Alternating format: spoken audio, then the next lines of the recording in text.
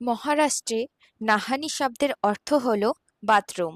মনে করা হয় বনবাস চলাকালীন কোনো এক সময় সীতা মাতা এখানে স্নান করেছিলেন। তারপর থেকেই এই জায়গাটির নামকরণ হয়েছে সীতা নাহানি। এই জায়গাটিকে এখানকার মানুষজন খুবই পবিত্র স্থান মনে করেন। এটা হলো কুমারেশ্বর টেম্পল, সীতানাহারির অপোজিটেই রয়েছে। কি ঠান্ডা! এই মন্দিরগুলি বেসল্ট পাথরে গঠন হওয়ার জন্য বাইরের তাপমাত্রা ভেতরে বোঝা যায় না।